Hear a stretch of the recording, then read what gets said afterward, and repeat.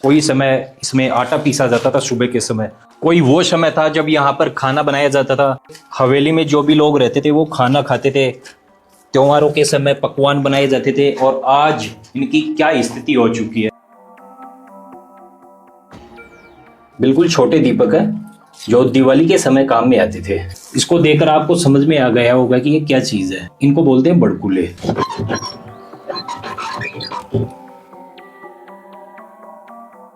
इसमें जो भी सामान रखते थे उसका टेम्परेचर समान होता था, वो खराब नहीं होता था। शीशा कौन से रंग का था उसी तरह की हवा अंदर जाती थी। इसमें पहले मिट्टी भरी होती थी और चूल्हे में से जो सातू निकलती है वो इसमें रखी जाती थी, ताकि रसोई में खाना खाने के बाद जो बर्तन होते थे उनको मांजने के लिए इसमें रखा जाता था। रसोई के जस्ट साइड में एक और परिंदा, इसमें भी बहुत सारे घड़े हैं और भी अन्य सामान रखा है। टॉयलेट के लिए उपयोग किया जाता था इसका, उसी हिसाब से बना है।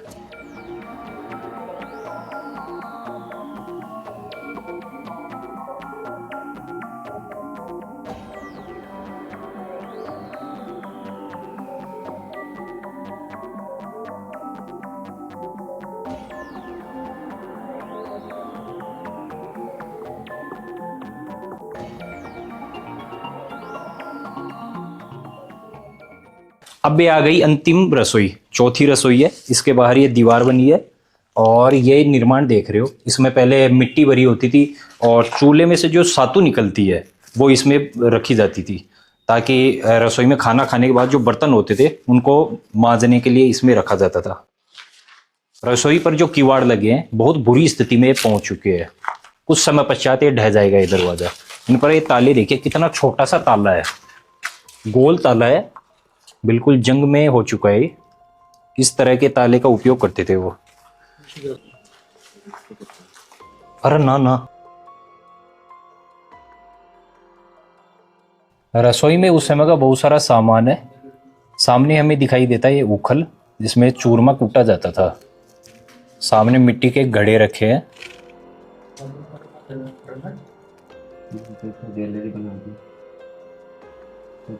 एनिमल कौन सा?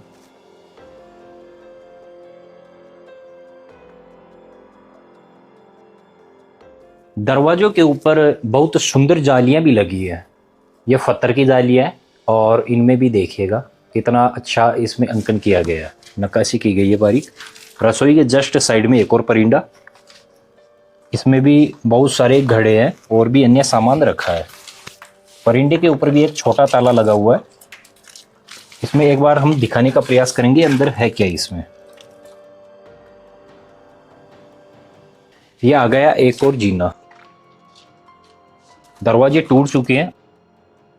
अब इससे ऊपर आपको लेकर चलेंगे और हवेली का जो ऊपर वाला दृश्य है वो दिखाते हैं। ऊपर से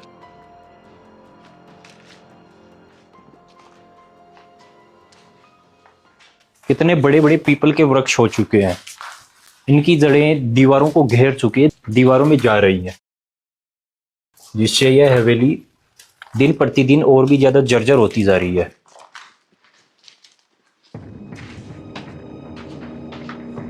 अन्य हवेलियों के विपरीत इस हवेली का जो जीना है वो कुछ ज्यादा चौड़ाई में बनाया गया है। ये एक छोटा सा ही दरवाजा दिखाई दे रहा है, ये भी सामान रखने के लिए बनाया गया है। बहुत बुरी स्थिति में यह हवेली आज पहुंच चुकी है।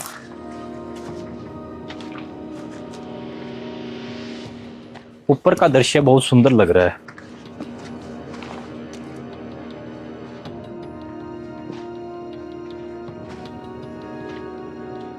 चारों तरफ सुरक्षा दीवार बनाई गई है, एक अक्षीय बना है। दूसरी मंजिल पर यह भी लॉक है।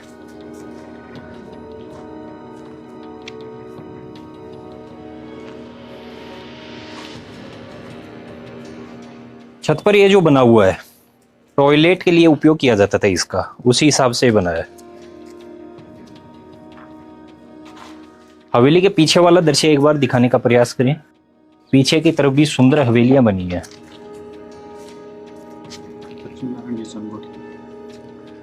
पीछे हम हवेली देख रहे हैं, बहुत सुंदर हवेली है। वो हवेली लक्ष्मी नारायण जी चांद गोठिया की हवेली है।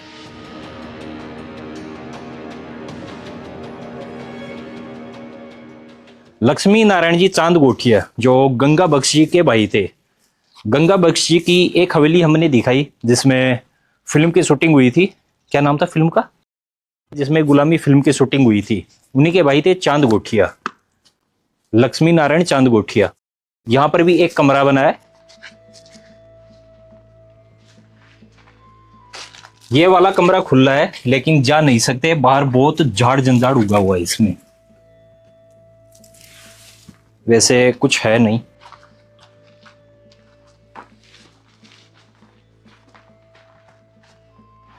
एक बार इधर आइए। कोने में आना, बहुत सावधानी से आना क्योंकि जर्जर हो चुकी है ये।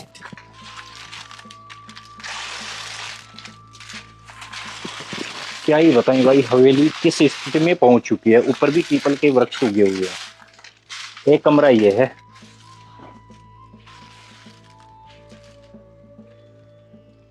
थोड़ा सावधानी से जाना पड़ेगा क्योंकि जर्जर स्थिति में हवेली पहुंच चुकी है। देखिए छत पर भी पीपल के पेड़ उगे हैं। सामने वाला वो कमरा देखते हैं।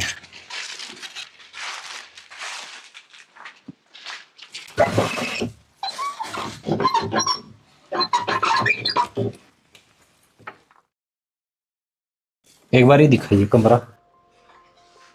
भाई क्या हालत हो गई है। इसकी एक खिड़कियां हैं और बारिश का पानी अंदर आ रहा है। अंदर देखिए मिट्टी मिट्टी बिखरी पड़ी है।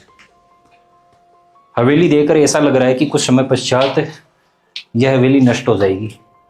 इसके अंदर एक और कमरा है। एक छोटी अलमारी बनी है कोने में।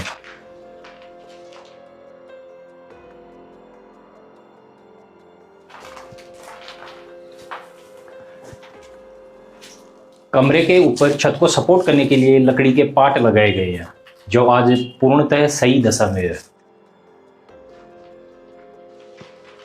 मिल्किंग वाला कांच भी दिखा है। कहाँ पे है? अंदर लगा हुआ ना, जैसे रोशनी आती थी बाहर। हाँ हाँ हाँ, अच्छा। वो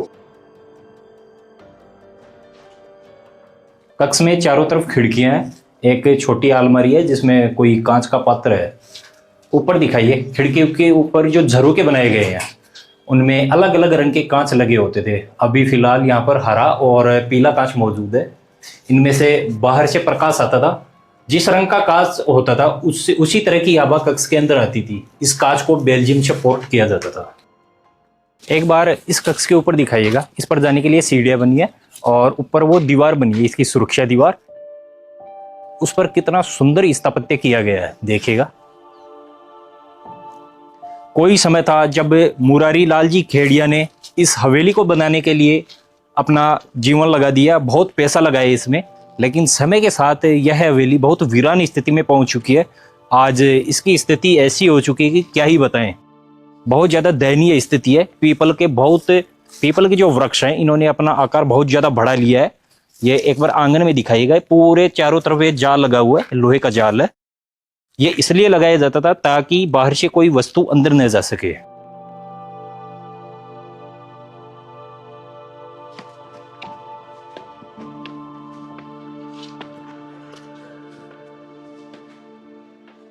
हवेली का सबसे ऊपरी छोर ये है।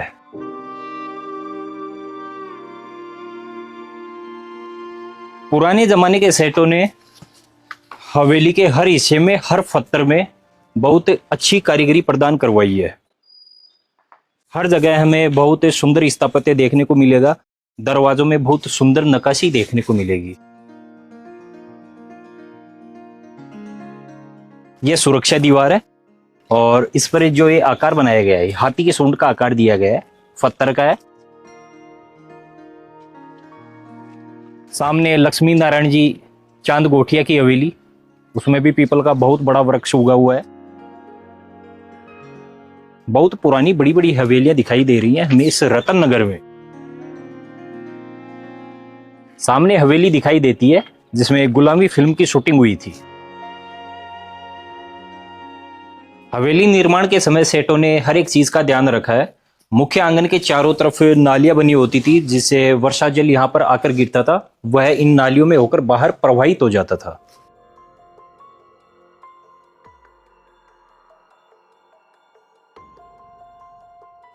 हवेली में प्रवेश के लिए एक बड़ा दरवाजा है, इसी में से होकर हवेली में प्रवेश किया जाता था।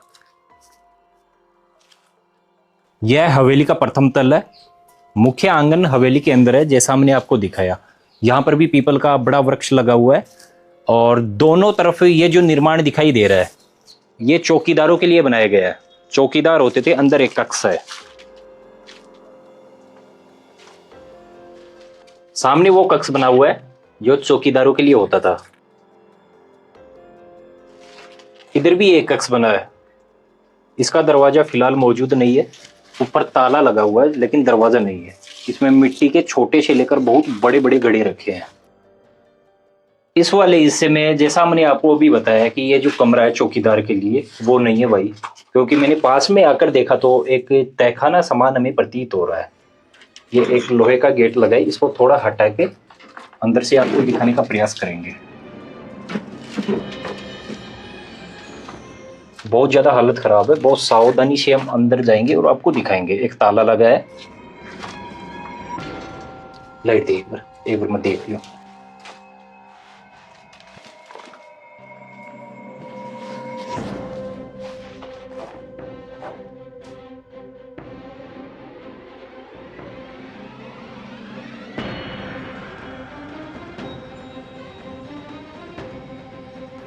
ये कमरा जैसा हमने आपको बताया चौकीदार के लिए होता था। ये इस पर लगा हुआ था, इसको हटाएं और अंदर का जो भी इसका व्यूज है वो दिखाएंगे। ये किवाड़ है, ऊपर लॉक लगा हुआ है।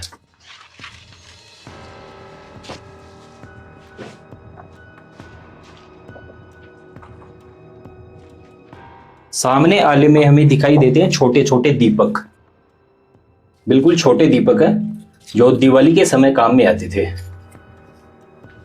ये उस समय की रस्सी टंगी है खूंटी पर। कोने में दिखाई देता है मिट्टी का बहुत बड़ा घड़ा। नीचे ये दिखाई दे रहे हैं। इसको देखकर आपको समझ में आ गया होगा कि ये क्या चीज है। इनको बोलते हैं बड़कुले, जो होली का त्योहार मनाया जाता है उस समय काम में आते हैं। इसके अंदर एक और कक्ष बना है। चौकीदारों का कक्ष हुआ करता था कोई समय।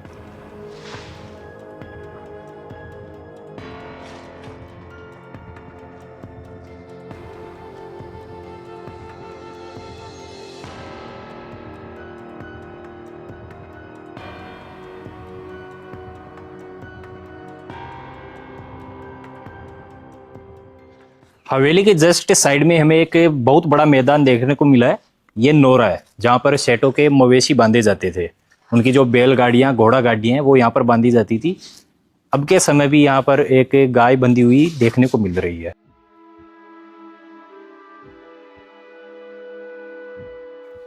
आज हमने आपको मुरारी लाल जी केडिया की हवेली दिखाई, जो रतन नगर की दूसरी सबसे बड़ी पुरानी हवेली है। हवेली में बहुत सारे कमरे बने हैं, जिसमें 4 रसोई और 4 परिंदे बने हैं। हवेली पतनोन्मुख स्थिति में जाती जा रही है। बड़े बड़े वृक्ष उग चुके हैं। लगभग सभी कमरों के ताला लगा हुआ है। हमें सेठों के समय का कुछ पुराना सामान भी देखने को मिला। इसका स्थापत्य देखा और बारीकी से इसका अध्ययन किया। दोस्तों, आपको यह हवेली अगर अच्छी लगे तो यह शेखावटी प्रदेश के रतन नगर में है। यह हवेली देखने के लिए आपको एक प्रॉपर गाइड की जरूरत पड़ेगी, जिसका कॉन्टेक्ट नंबर मैं उपलब्ध करा दूंगा। वैसे इस समय हमारे गाइड है शेरू भाई, आइएगा। ये शेरू भाई है जो नवलगढ़ के निवासी है। आप इनसे संपर्क कर लीजिएगा। बहुत व्यवहारशील व्यक्ति है। ये आपको एक से बड़ी एक सुंदर हवेली दिखाएंगे। दोस्तों, आपको ये हवेली कैसी लगी हमें कमेंट करके अवश्य बताइएगा और ऐसे ही वीडियो लगातार देखने के लिए हमारे साथ जुड़े रहें। धन्यवाद।